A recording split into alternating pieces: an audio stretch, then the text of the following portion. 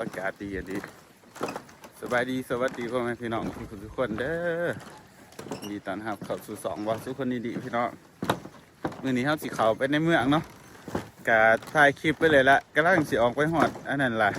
พอดีว่าคลิปก่อนเนาะอันมีเอื้อยกับอ้ายแล้วก็อัน FC เพิ่นมาจากอเมริกาพี่น้อง3-4 คนเป็นมาดินกับสาวบ่ปีเนาะมาดินน้ำครอบครัวนี่แหละก็เลยได้กลับมาเกิดพี่น้องก็เลยว่าขอเป็นว่าสิไปก่อนเพราะว่าอยากมันคำพี่น้องมื้อนี้สิเข้าไปในเมืองไปวันเกิดสาวตีก็สิไปเบียกแน่ไปดึงแขวแน่พี่น้องหอดหยาบแล้วเนาะก็เลยว่าสิเข้าไปก็ว่าอื่นที่ออกมาแล้วพี่น้องไปขึ้นหนึ่งสาวตีไปจัดอยู่ในเมืองเนาะก็เลยสิเข้าไปมื้อนี้ถามครัวพี่น้องเลยเดี๋ยวเข้าไปก็จะไปหาหลินก็ไอ้เพิ่งอากอยเห็นแหละเนาะช่วงนี้บ่อยากขอยปากเสะปันใดพี่น้องถ้าเป็นอย่างรู้สึกว่ามันอันนั้นชื่อว่าจังไรเขาไปปากเสะมันบ่มีคลิปถ่ายขนาดก็คืออยู่บ้านขนาดอยู่บ้านยังบ่มีคลิปถ่ายเลยโอเคเอ็ดมาแต่ไซนี่ฮะมาแต่เสะไปกับไผไปกับแม่น้องจะขึ้นย่างผู้เดียวบุญย่านโต๊กบ่ดีกรถดีก้อนนี่ยังปลามากหรอบ่ดีกรถก้อนนี่ ดีกรถ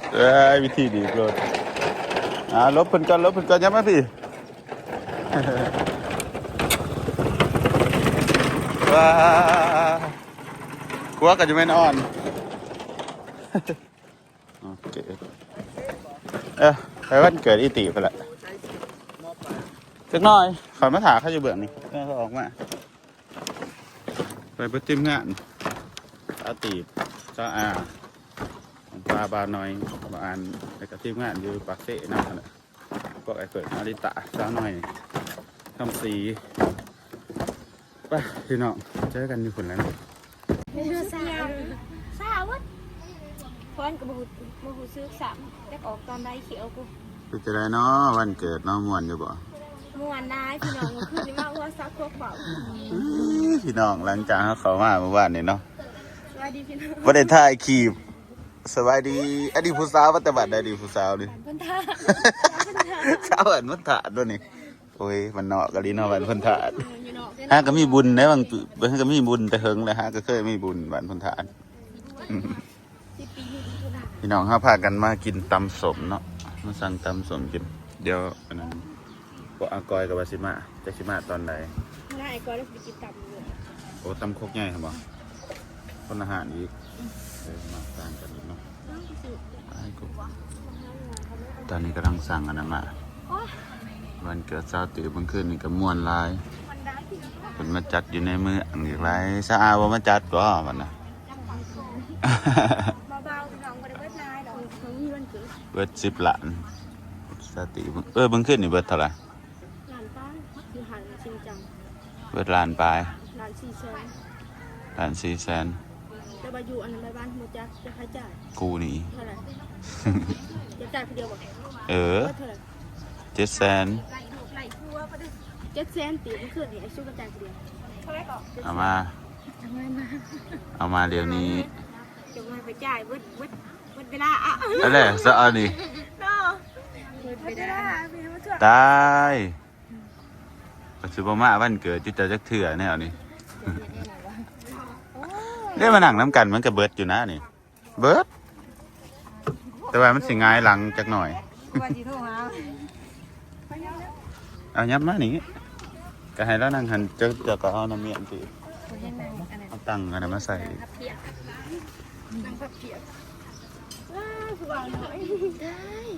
มันโตมันหลับต่อกันบ่ไหลเนาะ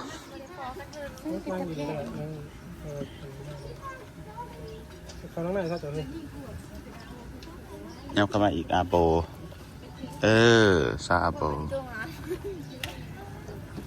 พี่แบบอันนี้โมซาตีบนอมาลินนะป้าโมซาตีบเป็นลูกใหญ่ซาตีบเพิ่งได้เสียผัว ว่าในกลุ่มเอาก็แหละยังจะคอย อยคนเดียว เจ้าเอาอะไรสบอเด็กอีดีว่าจะเอากัน พยานสวัสดีตีบเงา หนูเฮียน้ำกันอยู่เทคนิคเด้เอาว่าจุโคตรยังแต่ข่อยคนเดียวพี่น้อง จะกระฝาเอาในซาติไว้จะสิเท้าขางหวานก่อน หมูรอ อยู่ดอกเป็นหมูข่อยก่อน บอสสมมติว่าอีตีบเอามึงสีดินน้ำไผ่ปะนี่อีตีบเอา ประ หั เด็ วน ท่านน้อยแล้วเดียวอยู่เลย มึงกับบดินน้ำกู เนาะ เออ สองคนเนาะ เฮ้ยสองคนเอา เด็กกำลังสั่ง เขาคงมาอ่านเด็กเสือเขาคงมามาใส่พวกสีส้มจอ เราถาชั่วโมงหนึ่งเลยเนาะห้าก็ได้กินน้ ตลอดเด็ดบูดื้อเนาะ ำซื้อจังไรนี่ อเล็ก อเล็กน้องอเล็ก อันนี้ เย็ เจ น อ เย็นเย็นแม่เอาไหนมาดุมา ตัวนี้นี่ ดุมากซ้อมไว้ เฮ้ย มาดุเนาะ ลองเอาลูกกินนมบ้างอีด่า ลูกมึงไม่น่าเอามา เฮ้ย ตัวเต่าอุ้ยอันนี้ บอกคือเป็นมีนี่มีสบอ แน่เล็กหน่อยจะแน่มันแปลก มันจังได๋เห็นไอายคนรอโพดบ่แมน เป็นไอ้รอโพดบ่ ก็สั่งตำกุ้งสดเล็กเราสิสั่งตำหยัง หัวเลย หัวพันนะ อันไหนแพง ตำมานี่มาแล้ว สาวอาไปสั่งเดี๋ยวนี้เด้อ ถ้ามาเด่นกระตุนแล้วไม่ดุนะจับเลยอีกกินโดด เป็นตาแซ่บมาก ตีหอมนะ ส้มตำแกะแห้งเนาะแล้วจะไปคาเฟ่นั่นไปบ่ เขาไปไปดอกซื้อเสือฟ้า ไปตีไปหานันตัวของพี่นะ ส่วนยังบ่เคยไปพวกนี้ อันนี้งามบ่หันเอื้อยยังตัวละเซลนี่ ไอ้ดมมองได้บ่ดมเนาะล่ะเนาะ น้ำถือมอง หินดูดแดด มันสิหูเนาะมันสิมีเซนแบบไรใจดีค่ะหักเล็กเนาะ ๆอุ้ยกลัวมันได้กินนะไม่ได้แบบหมุนเข้าไป ก็ได้กินวันเดียว เล็กน้อยมันสิมีเซนว่าผู้ใดใจดีนะ อืม น่ะ มันเป็นยังวะเหรอ ตาบ่ได้ดากลีกเห็นเป็นแดง โอ้จะประจักษ์ไฮได้ ๆไฮไลท์วะเพื่อนมาไฮไลท์วะกูเห็นแต่ในแบบกดลีกหลากแดงเดี๋ยวเป็นอย่างนี้ ไปมืออื่นไป แสดงว่าลีกจำได้ พี่น้องตอนนี้ก็กินตำเลย เบิ้งสิเบิ้งท่านมันใหญ่ดี ตอนนี้กินตำเดี๋ยวลูกสาวจ้า ถ้ามันใหญ่ดีแสดงว่ามันเลย โอ้ แสดงว่าอังซามันใหญ่เบิ้ง คิวน้องยืนจ้าจ้ามัน ยังอังซะอยู่ มาเทียนเทียนหมอแม่มาจากไหน ยังคืออังซะ ถามคุณหมอเนี่ย แล้วคุณหมอว่าเอาแล้วขอเพื่อนได้ยินได้ที่เข้ามาอังซะอังซะเนี่ยอะไร เตมาตีขึ้นมาเป็นหมอเป็นแผล บอก ใหญ่เยอะเลย อังซะอันเป็นอะไร อังซาอังซามันอยู่ในอ่องบ้าที่เด็ดหมอทันหมอ ก็มันแจ๊กสิบอกกันสิเบิ้งที่มันบอกแล้วก็มันก็มีผักแสดง หมอก็แสดงของหมอเองตีแสดงของคนเจ็บอะไรเนาะ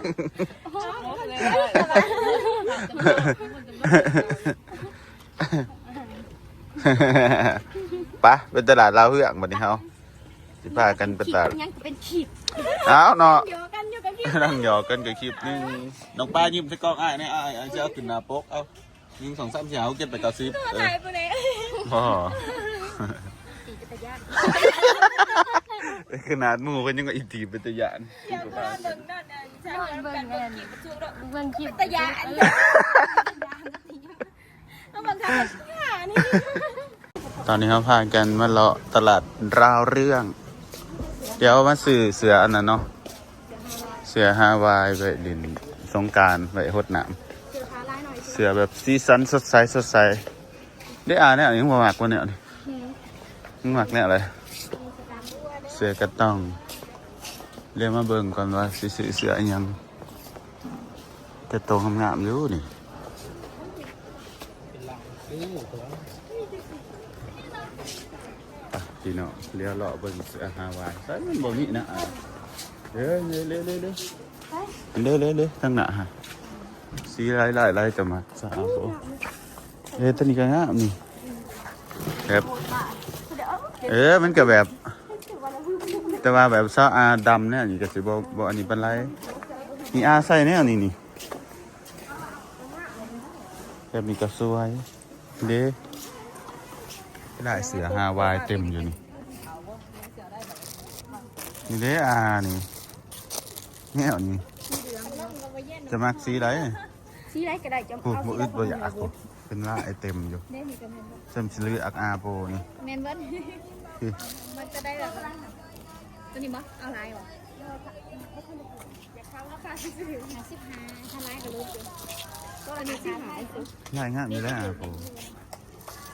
เสือฮาวายใบลินสงกรารพี่น้อง คนละพากันเลยเนี่ยไอ้ซุ แม่ ก นมันมีตัวของเพชร มีไอ้ซุกได้แบบนี้ เพราะว่าเห็นบ่ กับเจ้า เห็นบ่ว่า แม่นจ้า เดี๋ยวห้าเลือกแล้วก็ลอกเนาะอาหารนี้เนาะเลือกไหมมึงว่ามึงอยากไรแบบนี้ก็งามเลย เขาบอกว่าไอ้ซุก หาว่ามึงอยากไรมึงจะเอาแบบไรสะนี่เนี่ยนี่ก็งามเลยเนาะมันดูแบบมัน คอยสิใส่เป็นที่กระบอกจะมาเขามาหนีคอยสิซื้อเสือแบบอันนั้นคุณ มึงบ่ใส่น้ำกูบ่สะ กะหันแหลกกันเลยพากันเขามากใส่น้ำกันเป็นทีมอีปากเอาตัวหนึ่งคอยเอาเจ้าเอา ก็เอาน้ำกัน อีตีบเอาจะให้เลือกว่าเอาสีใดเลย เอาเสือฮาวายไปอันนี้เอาเลยหนึ่งปลาเอาเลยไอ้ใจายให้แต่ว่าอีอากูบ่จ่าย กระไรดีใจวะ อีอาจ่ายเอง แหลกไม่ใส่ จังหวะยังแหลกเบิ่งอันนี้ก่อนนี่ขอยงามตัวนี้เบิ่งถือเนี่ยสะกูเดี๋ยวจะจับมาเบิ่งนี่นะหอยมันหัก งามได้นี่ไอ้ซุกไอ้ซุกเขาก็เจ้าดำเลยผู้หญิงก็ใส่ได้ผู้ชายก็ใส่ดีเอาผู้หญิงกับน้องกับสุกได้ แม่นบ่ คนด่าเป็นคนด่า มาหอยติดกันเดี๋ยวขอลองตัวนี้กัน คนด่าน้องหอยติดกัน ใช่ไหมเอาได้ล้างสีมาลองบาทเดียว แล้วหนาบูดจะด้วยจะมาเอาลายสีรองมาเดียวกันให้หัวอันนี้ ตึกแล้วหอย ได้ก็ได้บ่รู้จังได๋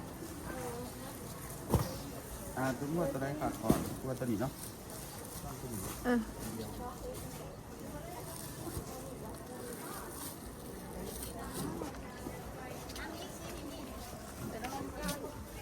ไปลงกันค่ะ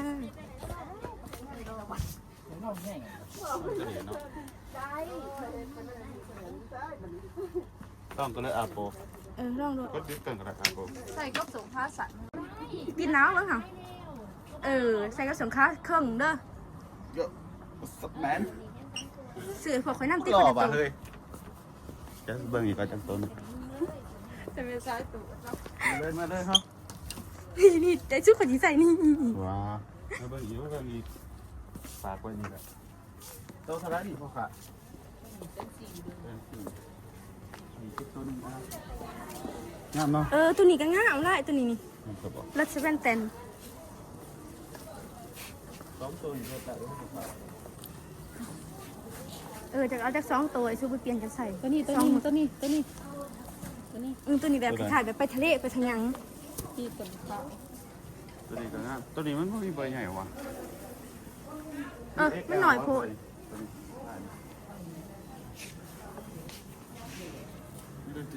ันมีแต่แบบนี้เนาะมันเป็นสื่อนะเนาะมันเป็นแบบกลมมันบ่มีแบบสื่อ ชื่อแน่เลย มันสื่อนี่แบบจังได๋วะนี่มันสื่อได้นี่ แม่นี่วะได้นี่มาได้นี่ตัวเดียว ไอ้ซุกนี่ได้สายซุก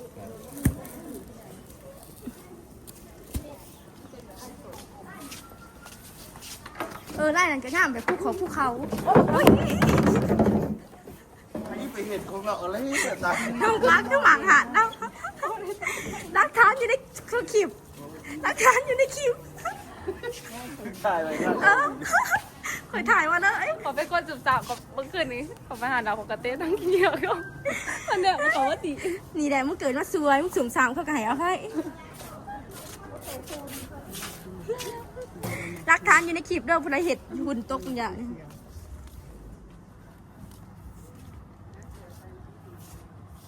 ล้างเนียนหน่อยซุกเนาะล้างเจ้าเนียน ล้างเป็นซิวลายวะ คือขี่ขา พี่จะได้ว่าสิเศร้าน้องซิวในหลังเนาะ ชูสบู่ แน่นสบาย ชูสบู่ที่มันแบบดีซิลดีหยัง แบบนี้งานบอก จะหู เอา ว่า ไว้ไปดินทะเลพัทยา เอ เนาะ ตัวนี้ขาวดำเลย ก็ดี เสือกกับเบิ่งในแหวนจ้า กูไปใส่กูบ่ได้ใส่อะไร เอาเจ้าก็เบิ่งได้แบนเจ้าขั้นจะมีความมั่นใจอยู่เบะมันขาว รอเนาะ มันแบบบ่มีไผใส่ได้นี่ค่ะเพราะว่ามันแท้ หนูพี่จะได้ราคาหลายตัวอยู่ได้ ลายอยู่แต่ว่ามันแท้รู้สึกราคาถือตัวนี้มันแสนปลายเอา2 ตัว เพราะว่าเสืออันนี้เขาบ่ได้ใส่ทุนมือนะ แม่ถ้าใส่มือ2 มือเดียว จะดีงามเนาะ เจ้าสิเอาจักตัวเอาตัวเดียวเหรอ เดี๋ยวมีแต่ แล้วก็ขี่รถไถ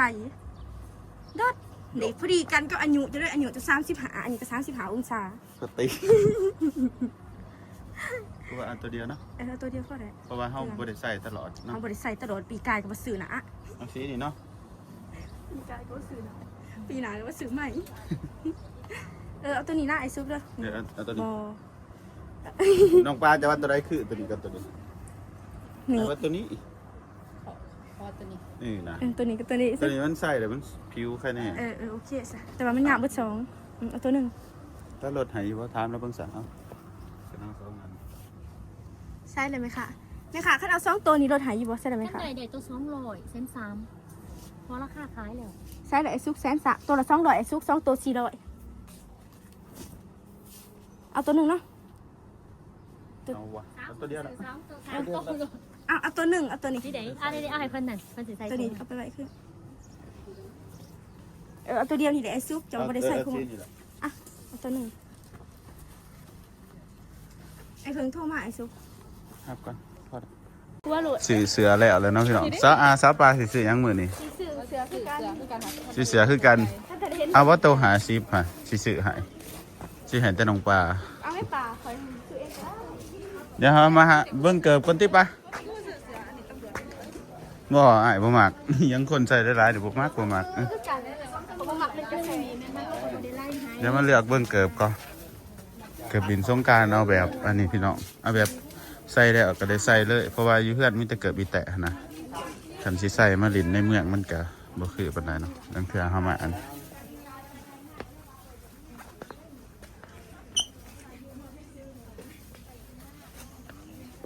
เช็คเบิ่งหาเบิ่งเกิบก่อนแบบนี้ก็งามเด้อนี่มันใส่แบบมันบ่กลืนเถาเนาะโอ้สาตีบกับมาแล้วพี่น้องสาตีบไรยังคันสาตีบสาตีบซื้อหยัง เสื้อยืด ใส่ บรรยากาศสีขาว งามเนาะเฮ้ยกูบ่มีเสื้อสีขาวขออันนี้มาเลาะตลาดตีบเพื่อเบิ่งไหมเสื้อกูงามอยู่บ่ ได้ อีอาร์บอสตัวน่ะ คือ เสื้อฮาวายกู งาม ซื้อไรซื้อไปใส่น้ำกันได้มือหนึ่งเขาใส่สีไรก็ได้ว่าแต่เขาใส่เสื้อฮาวายหั่นนะใส่เป็นทีเนาะมันเรียกอยู่ซื้อแถวนี้แหล้วมาเลาะเบิ่งเด้อันเด้เลาะเบิ่งเลาะซื้อเสื้อผ้าหลายๆพี่น้องทำสิเบิ่ง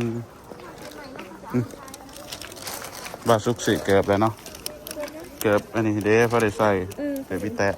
เพราะว่าอยู่เพื่อนบาซุกใส่ตะมะลาวมันทนหั่นนะวัดง่ามงานสำคัญก็คือมันบ่มีเสื้อใส่เดี๋ยวเบิ่งเสื้อไม่ยิ่งจะเสื้องามมาสาวตีบอ้าวพวกนี้ย่างผ้านี่เดี๋ยวก็ไปเลย ตอนนี้ผ้าสาวอามาเลาะซื้อเสือเนาะ แต่ว่าพระเจ้าสิซื้อได้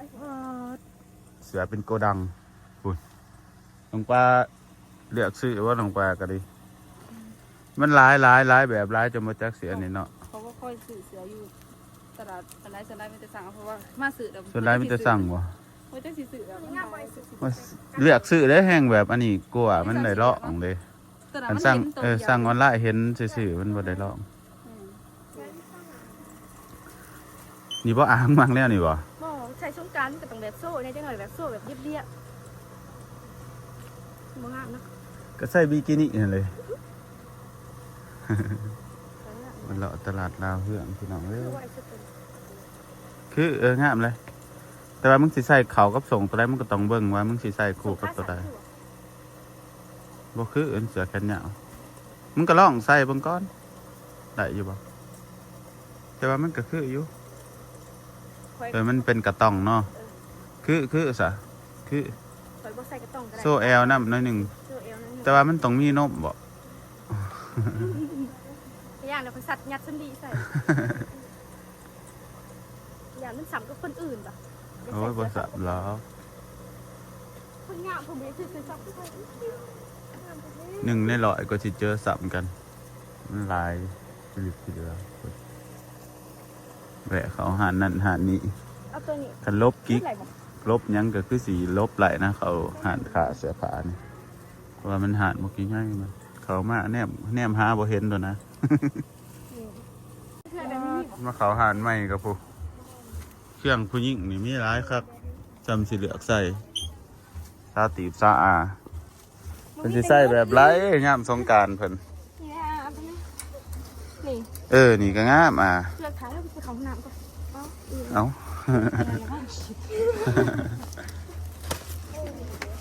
นี่แนวนี่ก็งามนี่ติบนี่ตัวตั้งอยู่ในโซ่นี่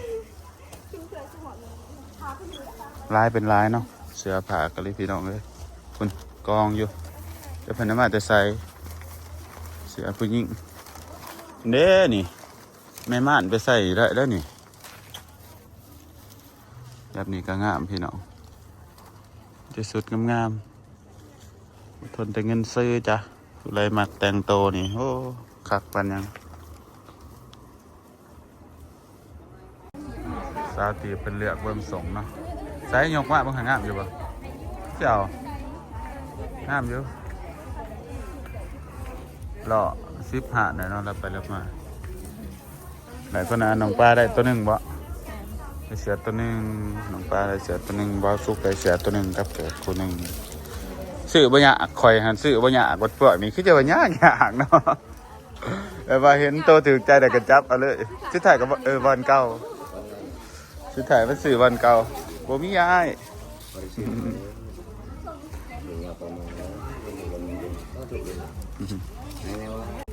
สาวอาก็ขี่แตกเนาะกินสมหลายสาวอาได้จักตัวเดียวสาวอาก็ได้ตัวหนึ่งเป็นจะไก่2ตัวเพิ่นนะเพราะว่าสงกรานต์หรือว่าปีใหม่ลาวเนาะบ้านบ่สุกันปีใหม่มีประมาณ3วันพี่น้องก็ใส่ชุดเก่าแหละส่วนหลายอันนี้ซื้อชุดตัวนี้ไว้ตัวนี้มันใส่ไปแบบว่าดินนงดินน้ำก็ได้เนาะเพื่อมีโอกาสจะไปทะเลอีกก็ได้เอาไปใส่เลย หอยบ่ทันมีพยางเอาตัวนี้บ่ใส่ได้ ก็นี่เสือเนี่ยนี่ก็งามนี่ ใส่พยางค่ะ แบบสุดดินสงกรานต์นะ โอ้เรื่องนี้เยอะ ก็งามแต่ว่ามันหักสิใส่ได้เธอเดียว หักใส่สงกรานต์แล้วก็แล้วเลยเสือเนี่ยใส่ซื้อละ เอาสิ เท่าไรตัวเท่าไร สังเสนพุ่น 200,000ผู้ ตัวบ่ได้บ่สังเสนเจ้าเลย ไป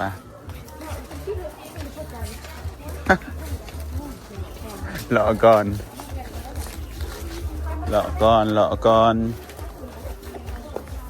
นมาท่านไรจักเถื่อนั่นจะเป็นโซนพี่น้องโซนนั่นสุดไม้กับนี่สุดไม้ที่อยู่เบื้องนั้นสุดไม้สุดสินสุดเกิบสุดยังก็สิอยู่แถวๆนี้แหละนี่ก็งามนี่สุดสินแต้มสินไม้เพิ่น FC มาเขาเจ้าก็มาเลาะซื้อแถวนี้พี่น้องของฝากอันนี้เป็นตลาดลาวเฟื่องเนาะนี่เอาเกิบแนวนี่ไปดินสงกรานต์นี่ครับบาดกว้างใหญ่เลยได้พี่น้องซ้ำสิเลาะเบิ่งมีแต่เครื่องบาดกว้างอะไรเนาะวิแต่เสือเว้ยซ้ำสิเอาดีกับบักลายๆมันเต็นท์กับมีบ่อนนี้เว้นธรรมะหรอบ่บ่แม่นเนาะป๊าดบ่อนนี้แห่งหลายเกิบกูอยากพาแต่ซื้อเกิบมาเลาะเบิ่งนี่เนาะปุ๊มักลายมันมีลายแบบขนาดอาณาจักรเกิบตัวนี้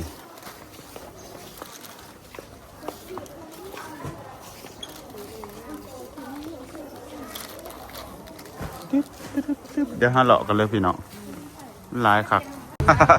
ห่อนคักเนาะบรรยากาศมา มาซื้อน้ำกินพี่น้อง ให้เองหมด อาโปมึงสิมาซื้อหมากไม้อยู่นี่บ่บอนทางเขาออกมันก็มีแต่ว่าหมากไม้แม่นซะบ่แม่นซะบ่แม่นซะบ่อันนี้บอลแพงบอลถึกอยู่บ่เนี่ยเดี๋ยวมาซื้อน้ำเต้าหู้พี่น้องเย็นๆหอนจักกะหรอหอนกะละกะเลียกะเลียกะดอบ่มีเงินหรอกข่อยแห้งถูกสวงนี่ บ่มีหอดเงินบ่มีแม่เอ้ย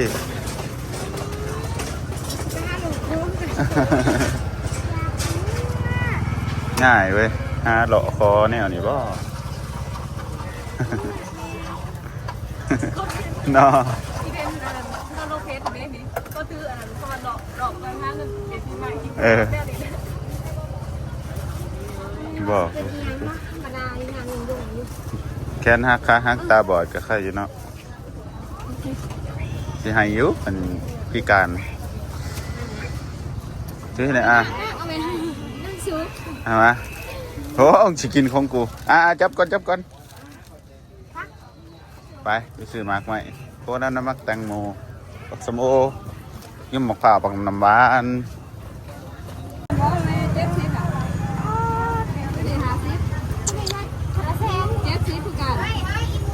ขัดเอาหมกโมถูกผัวอย่าคือจิตาย พ่อเขาจะขึ้นมาอ่ะด้วยชาติพันธุ์อันตรายอยู่ค่ะ นี่เขาจะมาซื้ออันนี้ตีบซื้ออันนี้ตีบซื้ออันนี้เขากั้มกับข้าวเมาเอามากันทุกหลายเลยสมหรือหวานชีพไหนอยู่วะกูเจ้าข้าวเมากับมันเนี่ย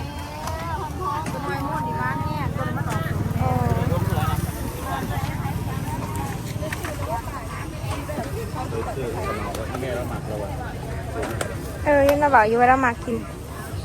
คือไปตอนนี้แม่เรากูหมักเอา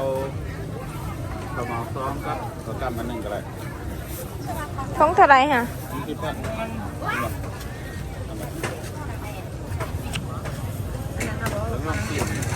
อาชีพมักอะไรมักมะยองซีด บ้านบ่ ขายที่ไหนที่ปั้นมาที่ปั้นก่อน เรา40เอา10บ้าน